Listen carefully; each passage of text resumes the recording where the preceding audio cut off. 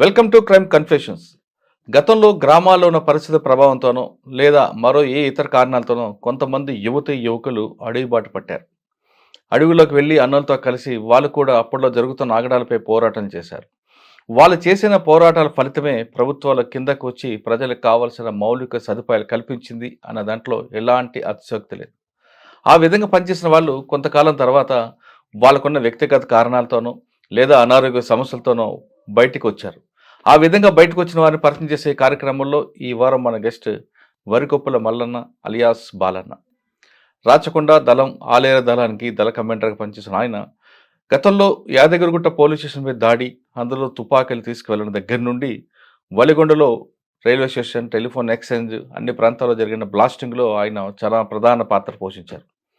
కానీ 2 సంవత్సరాలు పనిచేసిన తర్వాత ఆయన ఎందుకు బయటకు వచ్చారు, 2 సంవత్సరాలు ఆయన దళంలో ఉన్నప్పుడు ఆయన చేసిన కార్యక్రమాలు ఏ విధంగా ఉండేవి, ప్రజలకి దానివల్ల ఎలాంటి లాభాలు వచ్చాయనే విషయాన్ని అన్నని తెలుసుకుందాం. అన్న నమస్తే. నమస్తే. వరికొప్పల మల్లయ్య అలియాస్ బాలన్న. రాచకొండలో ఫస్ట్ యాదగిరిగుట్ట పోలీస్ స్టేషన్ అప్పుడు అటాక్ అప్పుడు మీ పేరు బాగా వినబడింది.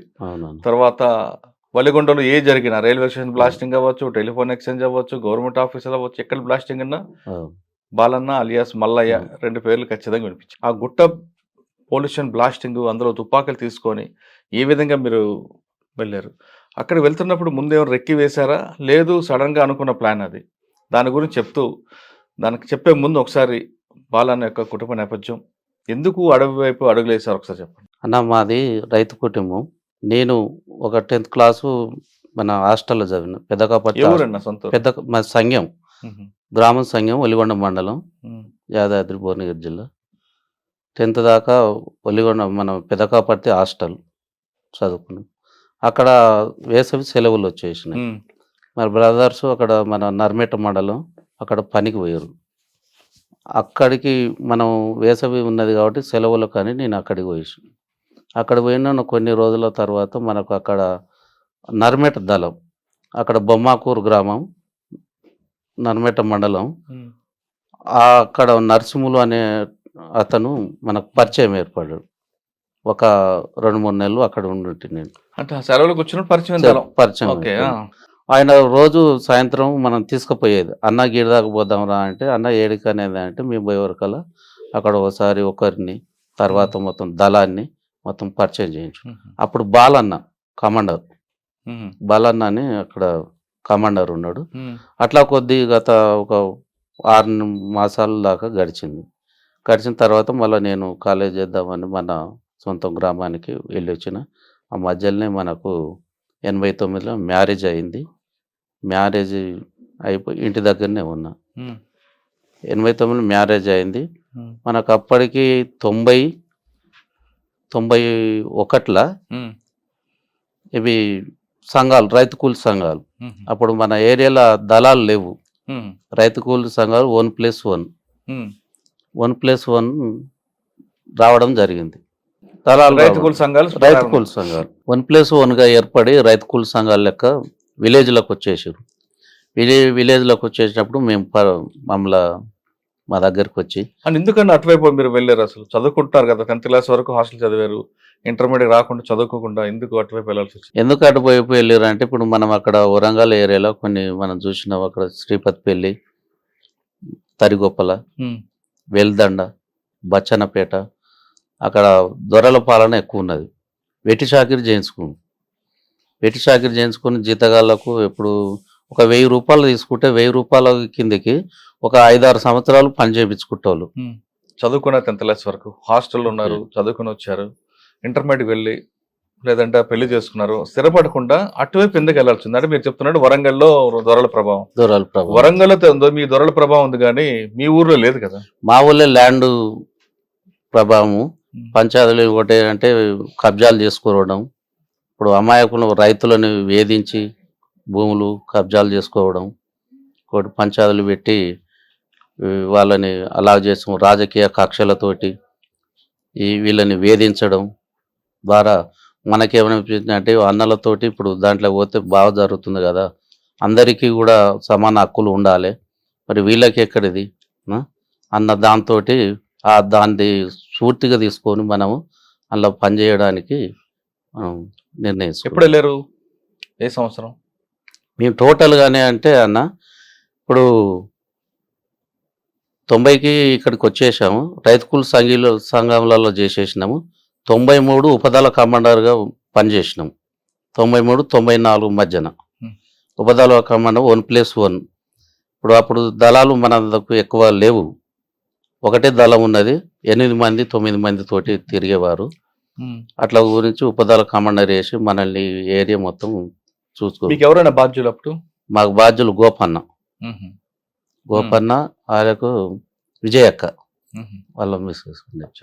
ఎప్పుడు అజ్ఞాతులకు వెళ్ళారు కదా, వెళ్ళిన తర్వాత ఎక్కడెక్కడ తిరిగారు మీరు? ఫస్ట్ మీకు డ్యూటీ ఏమి ఇచ్చారు వాళ్ళు? మాకు డ్యూటీ ఏమి ఇచ్చారంటే ఇప్పుడు టోటల్గా వాళ్ళు ఒక నెలకు 15 రోజులకు ఒకసారి వచ్చేది దళము. ఈ ఊర్లో ఉన్న ఒక్కొక్క ఊరు తిరుగుకుంటా వాళ్ళ బాధలు, రైతుల ఏం బాధలు ఉన్నాయి, ఎట్లా ఉన్నాయి, రైతు కూలీలను కలిసి మనం రిపోర్ట్ తీసుకుపోయి టోటల్గా సేకరించేది.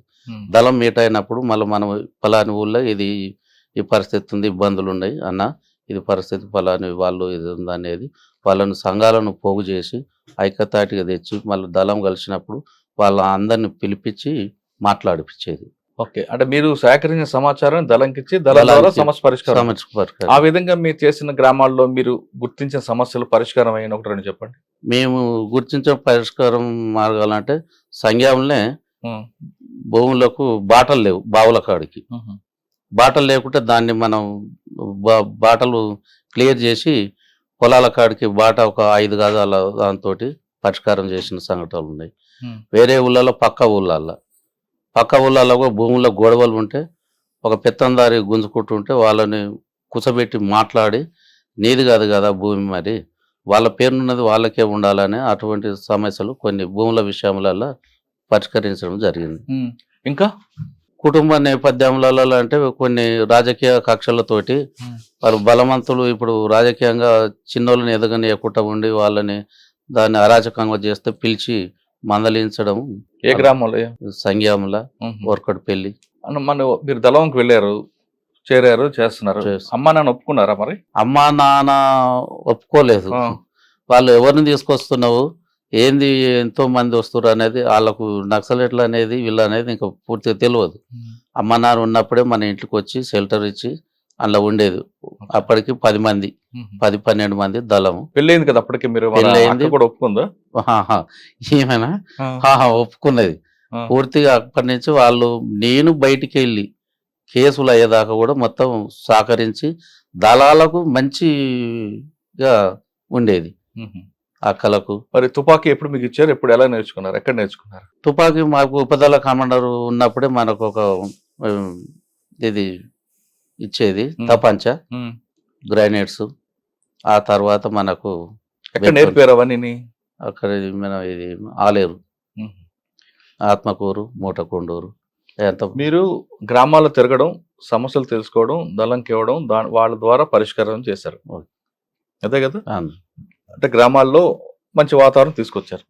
పోలీస్ స్టేషన్ మీద దాడులు, ఒలగొండలో రైల్వే స్టేషన్ మీద దాడులు అవి చేయాలని ఎందుకు అనిపించింది? ఎవరు చెప్పితే చేశారు? అవి దాడులు ఎందుకు జరుగుతున్నాయి అంటే మన కామ్రేడ్స్ ఎన్కౌంటర్ జరిగినప్పుడు మరి దేశవ్యాప్తంగా తెలవాలి కాబట్టి అప్పుడు ఫోన్లు ఇవి లేవు కదా. దానికి నిరసనంగా మా దళము వాళ్ళు చెప్తే, అన్న ఇది మన వాళ్ళు ఇట్లా ఎన్కౌంటర్ చేసి దానికి నిరసనంగా ఈ కార్యక్రమం చేయాలండి. దానిలో భాగంగానే అంటే ఒక దాడికి వెనక ఒక ఎన్కౌంటర్ ఉంటుంది. అది మీ ఫస్ట్ దాడి ఎక్కడ చేశారు? ఫస్ట్ దాడి ఇక్కడ మన వీరవల్లి. ఏం చేశారు? మైక్రో స్టేషన్ బ్లాస్ట్ చేశారు. అంటే ఎవరు ఎన్కౌంటర్ అయితే వీరవల్లి చేశారు? అప్పుడు ఐలన్ అని ఉండే ఆయన ఎన్కౌంటర్ నిరసనగా చేశారు. మరి మీకు మందు పాత్రలు అవన్నీ ఎవరు ఇచ్చారండి? మందు పాత్రలు అన్ని మన దళమే సమకూర్చేది. అలా విధంగా వలిగొండలో ఎన్ని చేశారండి? Valigonda railway station, guest house Madhavareddy guest house, ఒక బస్సు. అంటే మీరు 1+1 ఇంకెవరు ఉండేవారు? 1+1 రైతు కూలి సంఘం. ఎట్లు మీకు చేసిన దాడిలో మీకు బాగా గుర్తుండిపోయింది చెప్పండి. రైల్వే స్టేషన్, మాధవరెడ్డి గారి గెస్ట్ హౌస్? మాధవరెడ్డి గారి. ఎందుకు? ఆయన హోమ్ మినిస్టర్ కదా, పక్కనే వాళ్ళ ఊరు 2 కిలోమీటర్లది. దానికి పోలీసు టీడీపీ ప్రభుత్వం అప్పుడు మనం అంటే ఒక పక్క ఊరు కాబట్టి ఈయన ఎట్లయినా పట్టుకోవాలి అనేది పోలీసు మొత్తం టోటల్గా అప్పుడు డిఎస్పి రవీందర్ రెడ్డి, సిఐ మద్దిపాటి శ్రీనివాసరావు వాళ్ళు బాగా అది చేసేది భువనగిరి ఏరియాలలో. అంటే ప్రభుత్వానికి కంట్లో పడాలని మీరు మాధవరెడ్డి గారి గెస్ట్ హౌస్ ప్రభుత్వానికంటే అప్పటికే నిర్బంధం పెరిగింది.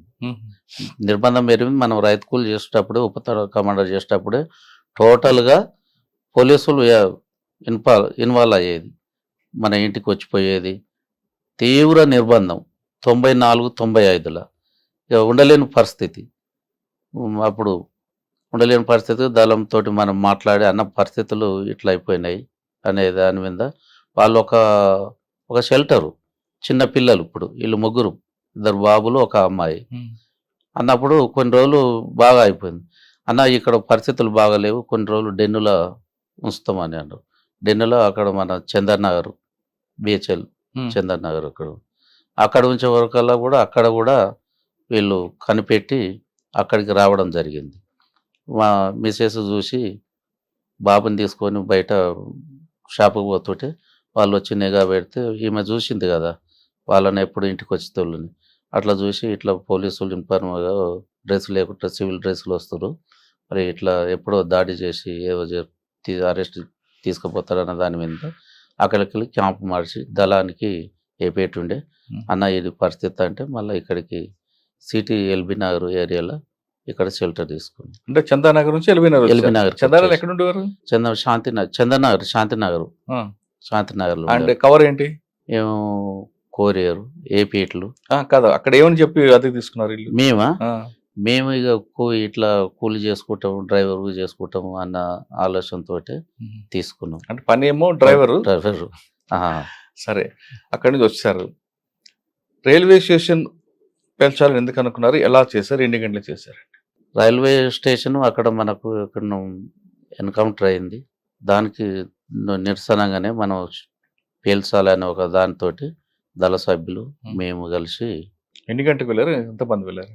మేము నైట్ 4. అక్కడ మరి స్టేషన్ మాస్టర్ గారు అందరు ఉంటారు కదండి? స్టేషన్ మాస్టర్ గారికి చెప్పాము ఫలానా సోపు మేము అదే అనేది, దాని నిరసనంగా మీరేం భయపడకూరి, మేము అది చేయం మాకు కావాల్సింది ఏదని అంటే వాళ్ళు కూడా సహకరించారు.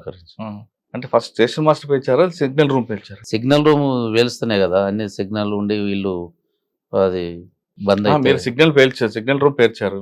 సిగ్నల్ ఆగిపోయి ట్రైన్లు ఎక్కడెక్కడికి ఆగిపోతాయి కదా, మరి మిగతా ట్రైన్లు గుర్తుకుంటాయి కదా, అక్కడ ప్రమాదం జరుగుతుంది కదా. వీళ్ళు ఇంటిమేషన్ ఇస్తారు కదా సార్, స్టేషన్ మాస్టర్ ఉన్నాడు కదా, వాళ్ళు ఏమంటే ఇంటిమేషన్ ఇస్తారు కదా. ఎంతసేపు పట్టిందండి? అది ఒక 40 నిమిషాలు. 40 నిమిషాలు బ్లాస్ట్ అయిపోయింది, వెళ్ళిపోయారు. సంఘటన జరిగిన తర్వాత కూడా ఎవరు వచ్చారో ఎవరు వెళ్ళారు, పోలీసులు వస్తున్నారు లేదా అని తెలుసుకోవడానికి మళ్ళీ మారువేషాల్లో వచ్చి చూస్తుంటారా? నిజమైనది అంటే మనం దళ సభ్యులేముగా మన మిలిటరీని మనం అక్కడ రైతులు పక్క ఊర్లలో ఉంటారు కదా, వాళ్ళని మనం పంపిస్తుంటాం. ఎక్కడ ఏం జరిగింది, ఎవరు వస్తారు ఏందని అంటే వాళ్ళు పూర్తిగా పోయి సేకరించి మళ్ళీ మనకు టైం ఉన్నప్పుడు ఏపీటీ వాళ్ళ ఊళ్ళలో పోయినప్పుడు ఏపీటీ ఉన్నప్పుడు అన్న ఇది పరిస్థితి ఇట్లా అయింది, ఇంతమంది పోలీసులు వచ్చారని మనకు సమాచారం ఇస్తుంది. మీరు ప్లాస్టింగ్లు అందరూ చేసుకొస్తున్నారు పరంపరలో. యాదగిరిగుట్ట పోలీస్ స్టేషన్ దాటి ఎందుకు చేయాలనుకున్నారు? ఎలా చేశారంటే ఒక్క రోజులో అయ్యేదా లేదా ముందే రెక్కి వేశారా? యాదగిరిగుట్ట పోలీస్ స్టేషన్ కావాల్సింది ఆయుధాలు మనకు. అదొక 2 నెలలు రిహార్సల్, టోటల్గా 2 నెలలు. అప్పుడు మా జిల్లా కార్యదర్శి గారు కిరణ్ కుమార్, మల్లన్న, రమణారెడ్డి, మహేందర్, సాగర్, రాచకొండ, అందులో భాగంగా మనకు పటేల్ సుధాకర్ రెడ్డి కూడా మనకు అక్కడ కొన్ని రోజులు ఉన్నాడు. ఆర్కే ఉన్నాడు మయమటి. ఇది జరిగే ముందు 1 నెల మన ఆర్కే గారు ఉన్నారు. పెద్ద మనిషి కదా, ఎవరు ఇక అతను ఫస్ట్ ఉదయం లేచి ఒక తాన్నే కూర్చునేది, ఉదయం లేచి ఒకడే ఒక దగ్గర కూర్చునేది. ఇక్కడ పోలీస్ స్టేషన్ దగ్గర మనం బయట దళాలల్లా ఒక మనకు ఇది జరిగే 1 నెల ముందు అన్న వచ్చేసిండు మా దగ్గరికి. అన్న అప్పుడు మీ దళంలో తిరుగుతుండు. ఎక్కడ మీ ప్రాంతం? ఆలేరు ఏరియా. ఎక్కడ గుట్టల్లోనా? ఆ గుట్టలనే విలేజ్లలో కూడా తిరుగుతున్నాడు. ఎవరో పెద్ద మనకు అన్న నాయకుడు ఉన్నాడు అనేది మనకు కూడా అర్థమైంది. అక్కడ కూర్చుంటే మనం క్లాసులలో ఏమైనా తెలియని మళ్ళీ అన్న వచ్చి మనకు చెప్పేది. అట్లా ఒక్క 2 నెలలు రిహార్సల్. అలా అక్కడ ఉన్న వాళ్ళంతా ఒక్కొక్కసారి అంటే మీరు వెళ్ళారు రిహార్స్ కి? మేమే వెళ్ళాం. మీ పాత్ర ఏంటి అక్కడ? మా పాత్ర ఏంటంటే ఆ టైంకు ఎవరుండ్రు 4:30కు చూసి వస్తాను. ఒక రైతులాగా వేరే బార్డర్ సివిల్ డ్రెస్ వేసుకొని ఎట్లున్న ఒకళ్ళు ఆ 4:30కు ఎందుకు ఆ టైం ఎందుకు ఎంచుకున్నారు? వాళ్ళు మనోళ్ళు ఎంతమంది పోయినా కూడా ఆ టైంకి వాళ్ళు బయటికి పోయి ఈ షాపులల్లా ఇంకో ఉండేది ఒక 2-3 అక్కడ. ఒక సెంట్రీ కూడా అంత పగడబందిగా ఒక సెంట్రీ, ఒక లోపల ఇంకొకరు అట్లా ఉండే. సాయంత్రం 4 ఫోర్స్ ఉండదు. దాన్ని మనం అట్లా ఒక 2 నెలలు రిహార్సల్ అట్లా చేసి, మనం ముఖ్యంగా ఆయుధాలు లేవు, దళాలు ఎక్కువ మూవ్మెంట్ అయిపోయినది. ఆయుధాలు అప్పట్లో ఇప్పుడు మధ్యలో లేక లేవు కదా. ఆయుధాలు మన పొజిషన్ మీద దాడి చేయాలి, ఆయుధాలు తెచ్చుకోవాలి. అప్పటికి సిఐ రూము, ఎస్ఐ రూము, ఈ పోలీస్ బ్యాచ్ 3 ఫైనల్ చేసుకున్నాం. 3 ఫైనల్ చేసుకున్న తర్వాత ఒక లారీ తీసుకున్నాం. లారీ మేము ఇక్కడికి వెళ్ళి భువనగిరి అక్కడ మగ్దుంపల్లికి వెళ్ళి అక్కడికి వెళ్ళి వచ్చేసినాం. లారీ ఒక దగ్గరికి వచ్చేసింది. 4:30 ప్రాంతం లారీ ఎక్కేసినాం, కవర్ వేసేసినాం. ఎంతమంది లారీలో? మేము రాచకొండ 7-8 మంది, మేము 15 మంది ఆలేరుదాలు, 22 మంది మొత్తం టోటల్గా 22 మంది మనం ఎక్కేసినాం. ఎక్కేసి లారీ తీసుకొని వచ్చేసినాం. లారీ తీసుకొచ్చి పోలీస్ స్టేషన్ ముందే ఆపినాం. కవర్ మీదకి వేసేసి టకాటక ముందు అనుకున్న ప్లాన్ ప్రకారం సిఐ రూమ్లో కొంతమంది, పైలట్ టీం, ఎస్ఐ రూమ్లో కొంతమంది, మెయిన్ పోలీస్ స్టేషన్ కొంతమంది. ఫస్ట్ ఫైర్ ఓపెన్ చేసుకుంటున్నాం. ఎవరు మీ దగ్గర? ఫస్ట్ ఎవరు? మా దగ్గర ఫస్ట్ కిరణ్ కుమార్. మేము ఒక దాంట్లో పోయినాం. మేము కిరణ్ కుమారు, సాగరు ఒక దాంట్లోకు, మల్లన్న, మహేందరు ఇంకో దాంట్లో, మిగతా దళ సభ్యులు ఇంకో దాంట్లో. 3 డివైడ్గా అయ్యి ముక్కమ్మడిగా దాడి చేయడం. దాడి చేసి అక్కడ అంటే పోలీసులు మరి ఫైర్ ఓపెన్ చేయలేదా? పోలీసు వాళ్ళు చేసిర్రు, అంత లేరు, అలర్ట్గా లేరు. వాళ్ళు చేసే మూవ్మెంట్ అప్పుడే మన ఫైరే ఫుల్ ఓపెన్ అయిపోయింది. ఆయన చనిపోయినట్టున్నారు కదా? ఒక ఆయన చనిపోయిండు, ఇంకో అతను బయట సివిల్ వ్యక్తి అట మిర్యాలగూడెం. మనకు కూడా వాళ్ళు పోలీసు వాళ్ళు అని అనుకున్నాం, బయట వ్యక్తి అనేది అనుకోలే.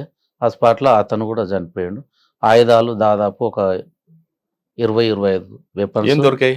ఇవి single bowl, 303 double bowl, AK-47 దొరకలేదు. AK-47 దొరకలేదు. ఇవి తీసుకొని వచ్చేసినాం. బుల్లెట్స్ మొత్తం టోటల్ అందులో ఉంటుంది కదా సెల్ల, అవి అన్నీ తీసుకొని వచ్చేసి లారీ ఎక్కేసేసినాం. లారీ ఎక్కేసి నినాదాలు చేసుకుంటా లారీ.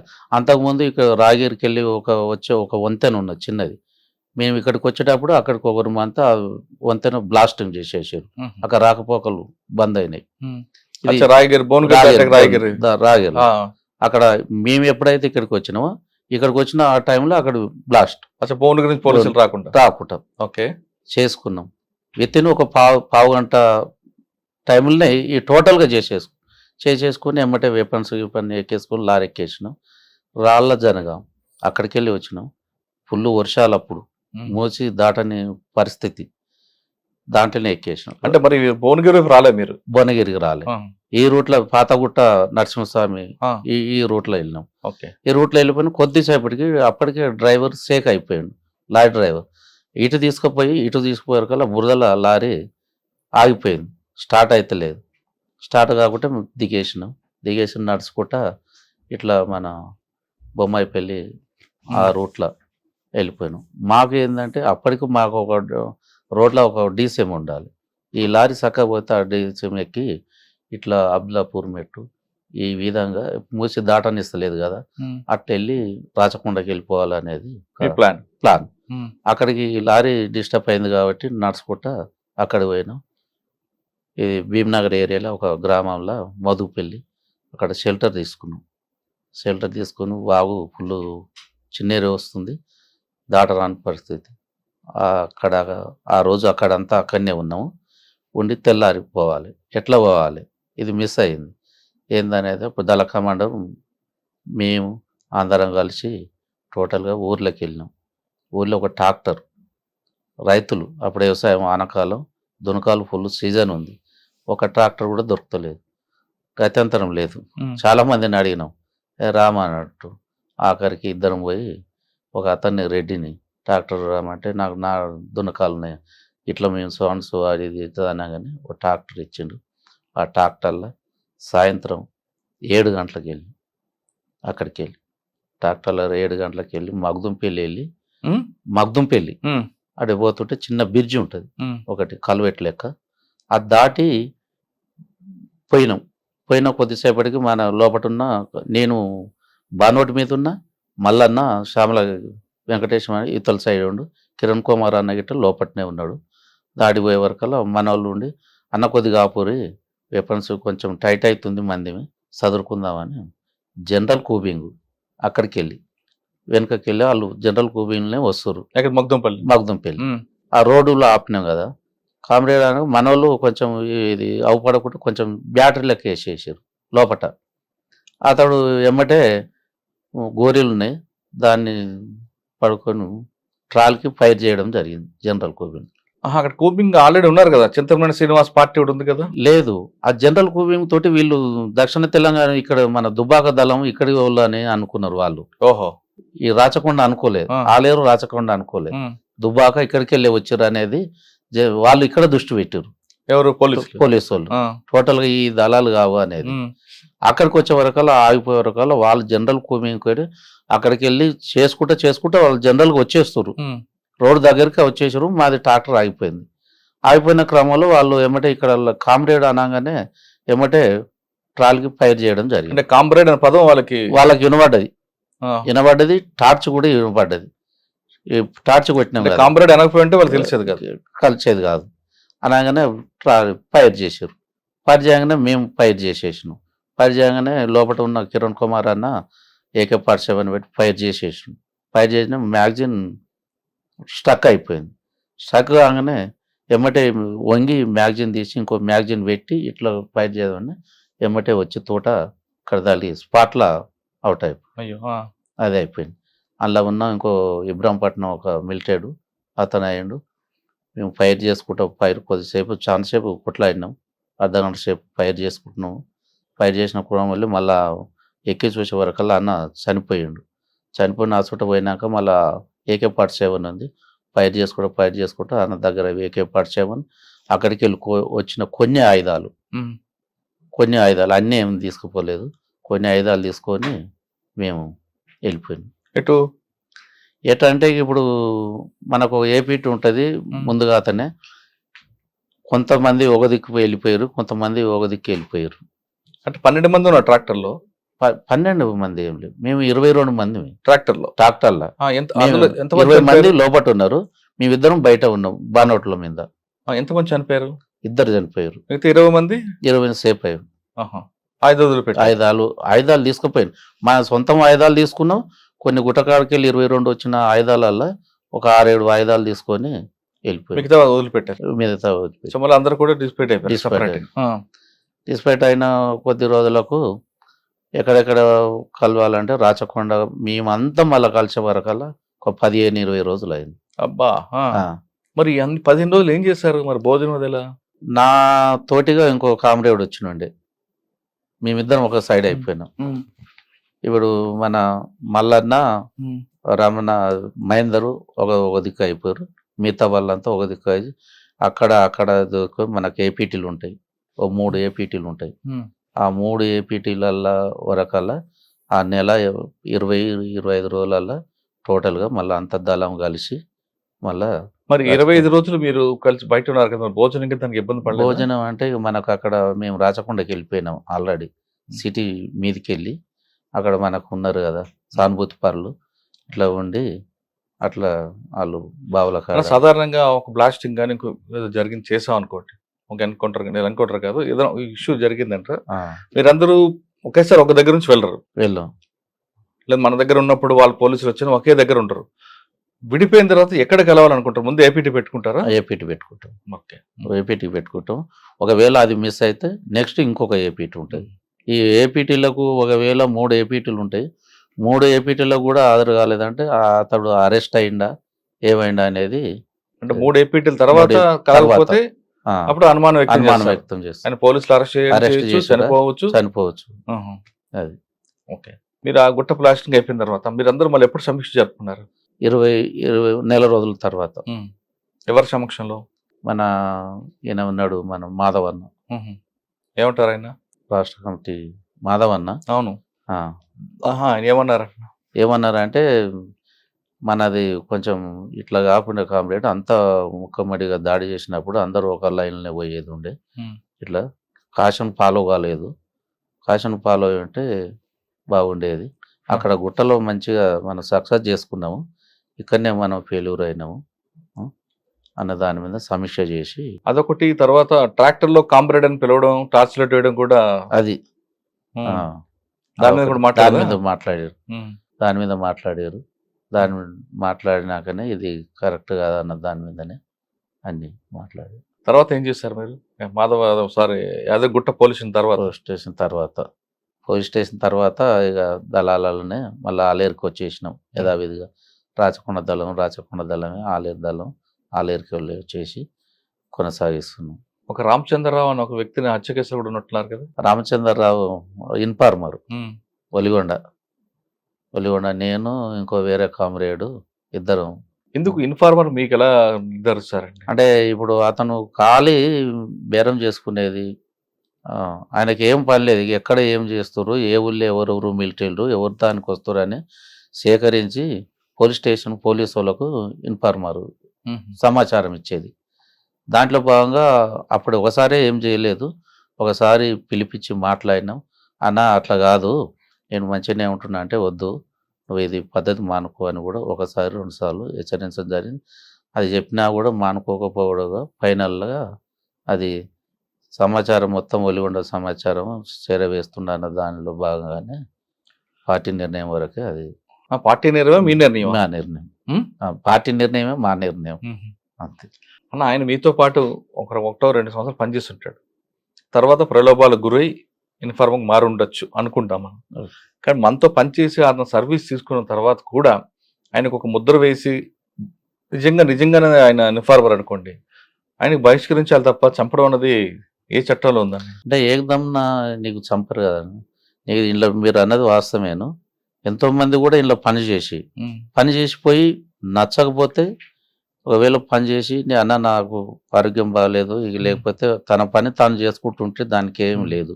ఒకవేళ తెలిసి తెలియక వాళ్ళు ఏదో పోలీసు వాళ్ళు ఇబ్బంది పెట్టారు కాబట్టి చూపిమన్నప్పుడు కూడా అట్లా కామన్గా జరిగినప్పుడు కూడా పిలిచి మాట్లాడేది. అన్న ఇది పద్ధతి కాదు, మనం ఇది అంతా చెప్పుకోవద్దు, ఇది కరెక్ట్ కాదు అనేది కూడా పిలిచి వాళ్ళతో మాట్లాడి, నీకు చేసినంత వరకు చేసినవు అన్న, చేయలేదు కాబట్టి ఇంటికాడనే ఉంటున్నావు కాబట్టి సరే నువ్వు అక్కడ ఇక్కడ ఎక్కడ కూడా నీదేందో నువ్వు ఉండు నిమిత్తంగా అనేది కూడా చెప్పేది. అట్లా వాళ్ళు దాన్ని కొంతమంది ఉపయోగించుకోలే, దాని పైసలకు పోలీసు వాళ్ళకు డబ్బులకు ఆశపడి ప్రలోభాలకు లొంగి ఇది అవి ఇవి ఇస్తానే దానిలో దృష్టిగా వాళ్ళు ఆ పనికి చేయడం జరుగుతుంది. ఫైనల్లా పార్టీ నిర్ణయం అన్న ఇది ఇట్లా చేసినాము దీనికి ఏదో అనేది ఆ నిర్ణయం ప్రకారమే కొంతమంది అట్లా చేయడం జరుగుతుంది.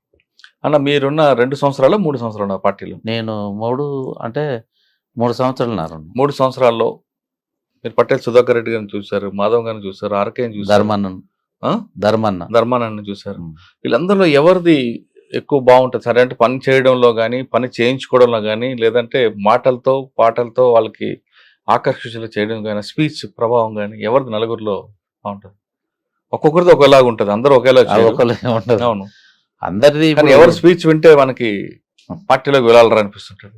దాదాపు చాలా మంది వరకు అంతే ఉంటది.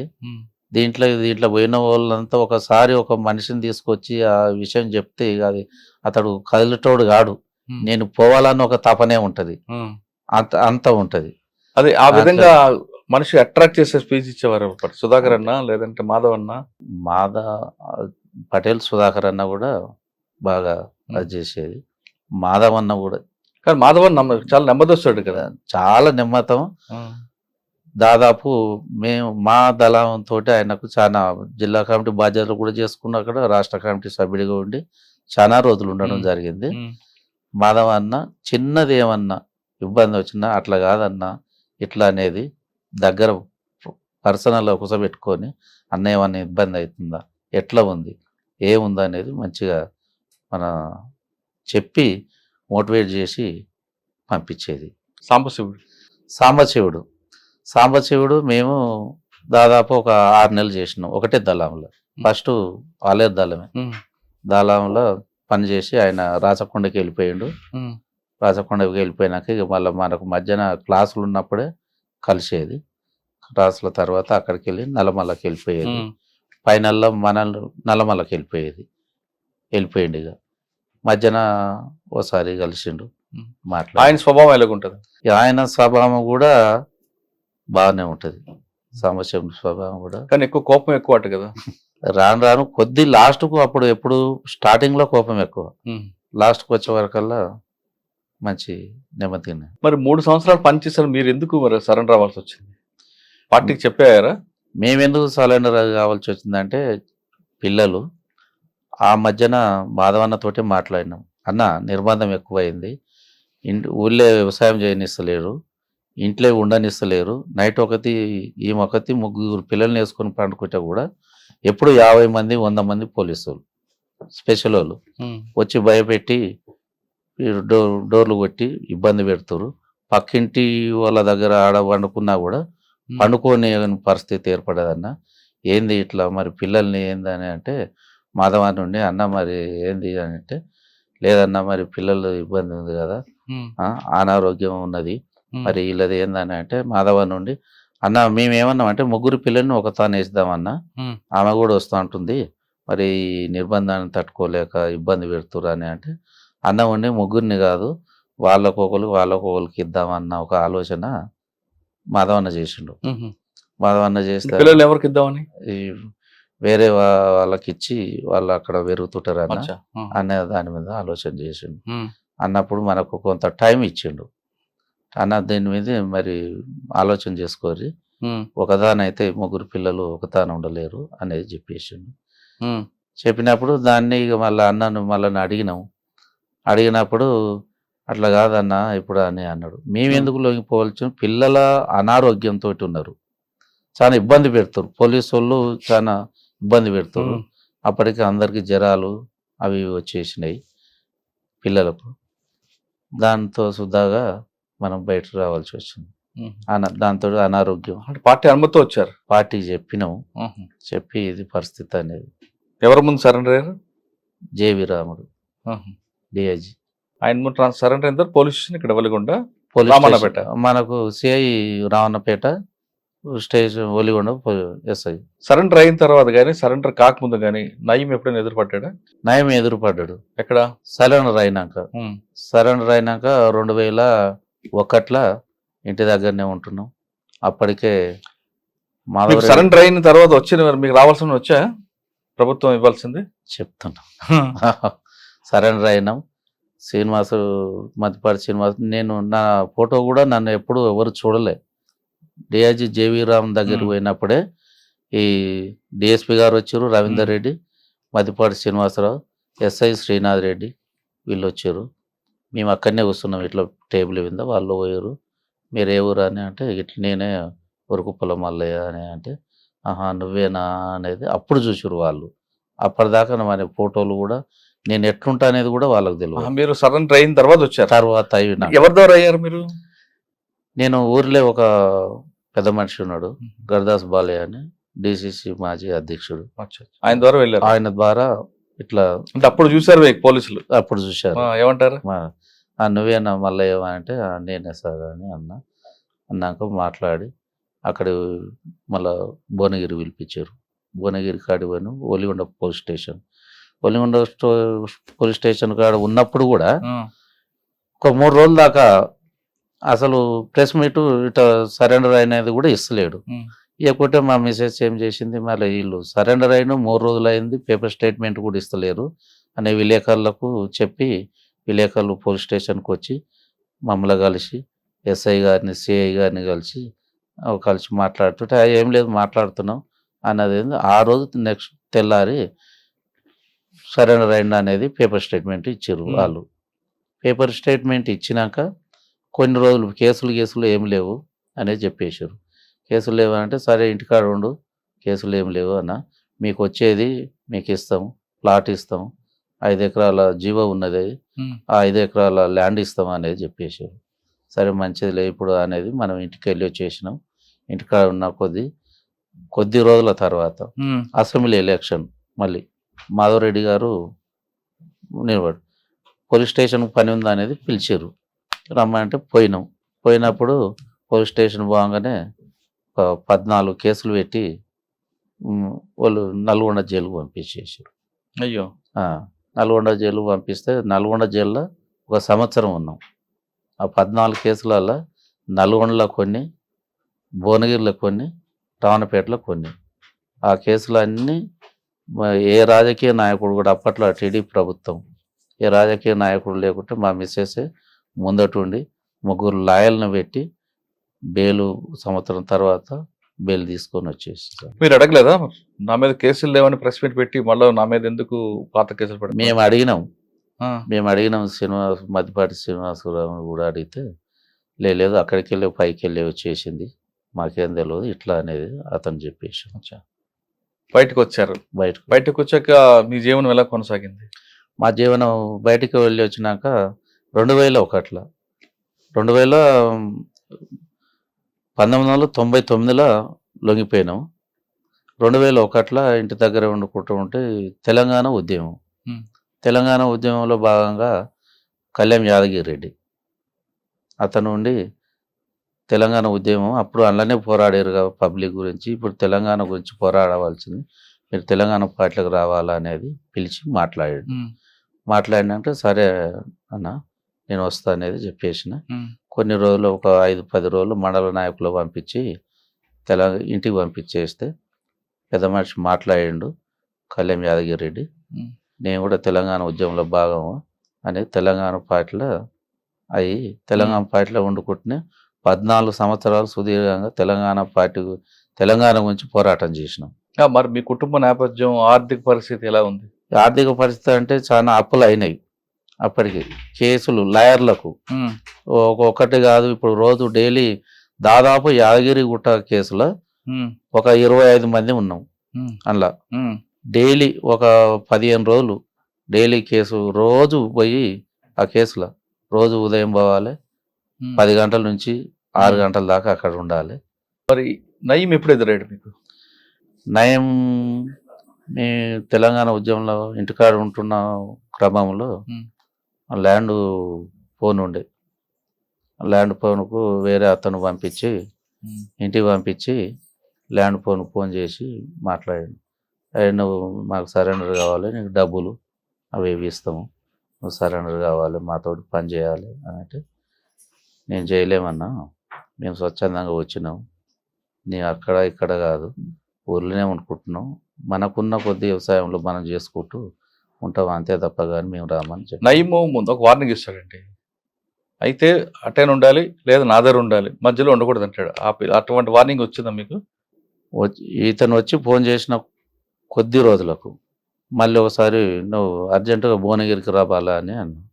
భువనగిరికి నేను ఒక్కనే వెళ్ళిపోయినా, కార్లో వచ్చిండు, కార్లో ఎక్కించుకొని ఏంది సంగతి అని నేను ఉండలేను, నా కింద పని చేయాలంటే నేను పని చేయలేను అని చెప్పేసి.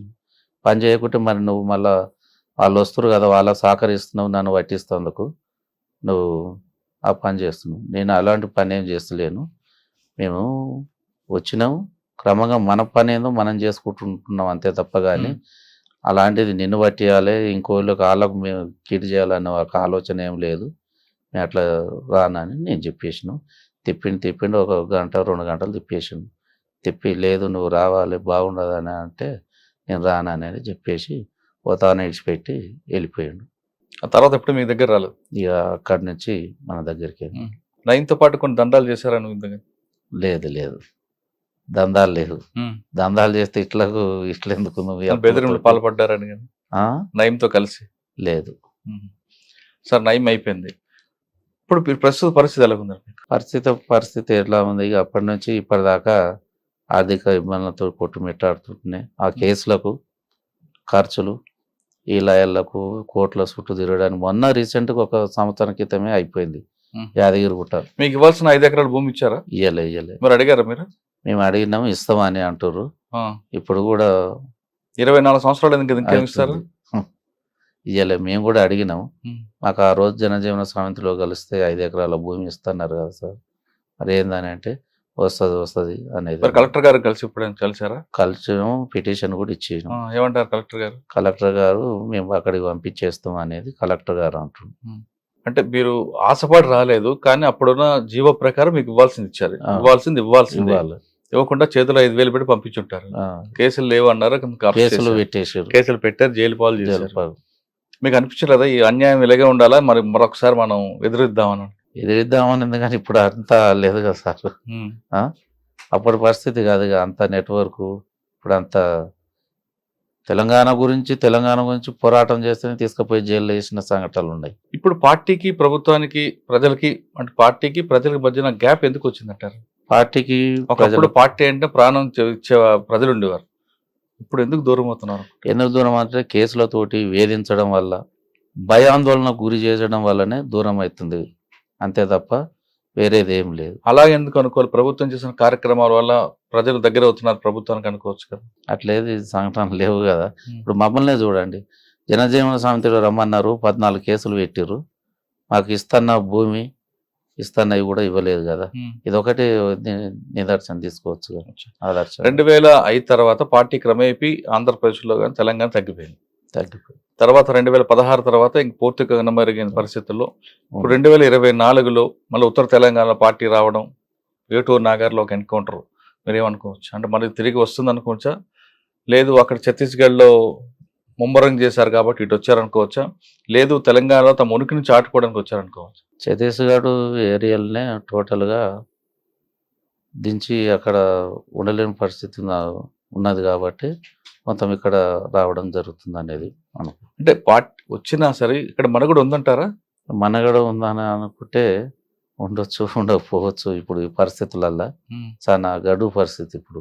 సార్ ఫైనల్గా చెప్పండి అన్న, మీ టైంలో కొంతమంది యువతలు, ఈ యువత అంటే యువతి కానీ యువకులు కానీ అయితే ప్రజాస్వామ్యబద్ధంగా చేయడం లేదా పేద ప్రజల కోసం కష్టపడడం అనేది జరుగుతుంది, అంకిత భావం చేసేవారు, విలాసాలు ఇవన్నిటి పక్కన ఉండేది. ఇప్పుడున్న యువత అంతా కూడా కేవలం విలాసాలకి, వాళ్ళ వ్యక్తిగత స్వార్థాలకే ఎక్కువ అంకితం అవుతున్నారు. ఇటువంటి చూసినప్పుడు ఆ యువతకి ఇప్పుడున్న యువతకి జనరేషన్ మారింది కాబట్టి వాళ్ళు మారుతుండొచ్చు. ఇప్పుడు ఇటువంటి పరిస్థితులు చూసిన తర్వాత మీరు వాళ్ళకి ఇచ్చే మెసేజ్ ఏంటి? ఇప్పుడు డ్రగ్స్కి దానికి అలవాటు పడుతున్నారు, మీ టైంలో తీసుకుంటే చేస్తే ప్రజలకేం చేయాలి లేదా ప్రభుత్వంగా చేయాలి, స్వార్థం అనేది తక్కువ ఉంటుంది. ఇప్పుడు స్వార్థం అయిపోయింది, విలాసాలు అయిపోయింది. ఇప్పుడు చూస్తున్న జనరేషన్కి మీరు ఇచ్చే మెసేజ్ ఏంటి? ఏ విధంగా ఉండమంటారు వాళ్ళు? ఇప్పుడున్న జనరేషన్కి ఏంటంటే అప్పటిలాగా ఇప్పుడు ఉండలేరు. ఇప్పుడున్న జనరేషన్ కూడా దాన్ని పాటించుకుంటా ఈ డ్రగ్స్కు దేనికి అలవాటు పడకూడదు, తనంతలో తాను ఇప్పుడు ఏ ప్రైవేట్ జాబో ఇంకే జాబో చేసుకొని కూడా ఉంటే బాగుంటుంది. ఇప్పుడు అట్లా కాకుండా మేము ఎక్కడికో పోతున్నాము, ఏడనో చదువుకుంటున్నాం అనేది వేరే విలాసాలకు అలవాడి వాళ్ళ తల్లిదండ్రులకు శోభించి వాళ్ళకి ఇటు వాళ్ళ లైఫ్ ఖరాబ్ చేసుకోవడం అది కరెక్ట్ కాదు. మీరు చెప్తే మంచిదే. ఆ విధంగా ప్రవర్తిస్తున్న యువతకి వాళ్ళ తల్లిదండ్రులు ఏం చేయాలి? తల్లిదండ్రులు తల్లిదండ్రుల పాత్ర ఉందంటారా లేదంటారా? తల్లిదండ్రులు చెప్తారు, తల్లిదండ్రులు దోలిచ్చేది ఏమిటికి, నా కొడుకు బాగుపడాలి, ఇంకేదో జాబ్ చేయాలి, అప్పు తెచ్చి అయినా ఇచ్చి చదివిపిస్తారు. వీళ్ళు అట్లా చేస్తలేరు కదా. వాళ్ళు తెల్లారు చేస్తే కూడా నా కొడుకు బాగుండాలి, మంచిగా ఉన్నావా అనేది అడుగుతారు, అంతేగాని వీళ్ళు ఏం చేస్తున్నారు అనేది అడుగుతారు మధ్యన. వీళ్ళు ఆ పక్క పెడితే తల్లిదండ్రులు దాంట్లో ఎంకరేజ్ ఏది లేదు. తల్లిదండ్రులు ఎంకరేజ్ ఇలా ఉంటే అలవాటు చేయమనేది తండ్రిదండ్రి ఎంకరేజ్ ఎక్కడ కూడా లేదు. వీళ్ళకు ఈ ఆలోచన వచ్చి వీళ్ళు చేసుకుంటారు అంతే తప్ప కానీ దానివల్ల దేశానికి నష్టమే కదా. దేశానికి నష్టమే, ఇప్పుడు తల్లిదండ్రులకు నష్టమే, సమాజానికి కూడా నష్టమే. అది ఏం చేయమంటారు వాళ్ళందరినీ ప్రవర్తిస్తున్న వాళ్ళు? వాళ్ళంతా కరెక్ట్గా వాళ్ళది నన్ను ఎందుకు తోలుతారు, ఏమిటి తోలుతున్నా అనే ఆలోచన ఒకసారి ఆలోచన చేసుకొని మనస్ఫూర్తిగా వాళ్ళు కరెక్ట్ పద్ధతిలో పోతేనే బాగుంటుంది. అన్న, కోనాపూర్ సాంబశివుడు మీతో పాటు పనిచేశారు, ఎందుకు బయటకు వచ్చారు? ఆయన అరెస్టా సరెండర్ అంటారు? సరెండర్ అయ్యారు. వచ్చి అనేది రాజకీయంగా నిలబడదాం, ప్రజల్లో కలుద్దాం అనుకుంటున్న టైంలో మీ గ్రామంలో ఆయన హత్యకు గురవుతారు నయం చేతిలో. అసలు ఎలా జరిగింది సాంబశివుడు హత్య? ఎలా జరిగింది? సాంబశివుడు బయటకు వచ్చినాక కొద్ది రోజుల తర్వాత సంగెం గ్రామానికి అక్కడ మన ఒలిగొండ మండలానికి ఇట్లా వస్తే అందరూ కూడా మీరే పిలిపించారట కదా. అన్నకు కొంతమంది కలిసి వేరే విలేజ్లో మన ఊర్లో దాదాపు 90% అంతా సానుభూతి పర్లే టోటల్గా. ఆ కాలంలో కూడా అప్పటి నుంచి అన్న ఉండేందనంటే అన్న అందరు కలుస్తారు, అన్ని విలేజ్లో కలుస్తారు, మీటింగ్ పెడదామన్న ఈ సంఘాలు కూడా చాలామంది జాయిన్ అవుతారు అనేది అన్నాడు మనతోటి. అంటే సరే అన్న మీరు నిర్ణయించుకోరి, మరి మీరు ఏమంటారు అని అంటే లేదన్న ఒకనాడు సభ పెడదాము అనేది. అంటే డేటును అన్న కూడా ఫిక్స్ చేసి 2011 26 తారీఖు బహుశ అది నెల ఉంది. ఆ రోజు డేట్ ఫిక్స్ చేసినాం. రాములుండు, సాంబశివుడు, మేము ముగ్గురం కలిసే డేట్ ఫిక్స్ చేసినాం. ఆ డేట్ నాడు కార్యక్రమం చేసినాం. సాయంత్రం 4 గంటలకు కార్యక్రమం చేసినాం. కార్యక్రమం చేసిన అన్న వచ్చేసిండు, స్టేజ్ మీద వచ్చి చాలా నాయకులు కూడా వచ్చేసారు, మాట్లాడారు. అక్కడనే రాత్రి ఒక 11:30 అయింది. సభలో 11:30 అయింది. సభ అయిపోయినాక అన్న భోజనానికి మన ఇంటి దగ్గరనే భోజనం ఏర్పాటు చేసినాం. ఏపూరు శోభన్న కళా బృందం ఉంది, డాక్టర్ చెరుకు సుధాకర్ అన్న ఉండు. ఇది కార్యక్రమం అయిపోయినాక అన్న భోజనానికి రారంటే మా పిల్లలు అప్పుడు చిన్న పిల్లలు కదా చూసినాం, వాళ్ళందరినీ పిలిపించుకుని ఈమె కూడా మా మిస్సెస్ని పిలుచుకొని అక్క సత్తక్క బాగురా అనేది మాట్లాడి అన్న రాండి అన్న ఇంటికి పోదామంటే లేట్ అయింది అక్క, ఇప్పుడు ఒలిగొండలో భోజనం చేసిరట, మళ్ళీ ఒకసారి వద్దామని మాతోటి ఒక 10 నిమిషాలు అక్కడ మాట్లాడి అన్న మళ్ళీ కలుసుదాం అనేది వెళ్ళిండు అతను. ఆయన వెళ్ళిన కొద్దిగా కాబట్టి ఆయన పోయినాక మళ్ళీ మేము కళాకాల బృందం, ఏపూరు సోమన్న బృందం, డాక్టర్ చెరుకు సుధాకర్ అన్న వచ్చి మేము ఇంటి దగ్గర అన్నం తింటున్న ఒక 10 నిమిషాలల్లా అన్న సాంబశివుని మర్డర్ జరిగిందట ఇక్కడ గోకారం ఎక్స్ రోడ్ కాడ అన్న అనగానే మేము అంతా చేయి కడుక్కొని చెరుకు సుధాకర్ అన్న కారు వేసుకొని వెళ్ళిపోయినాం.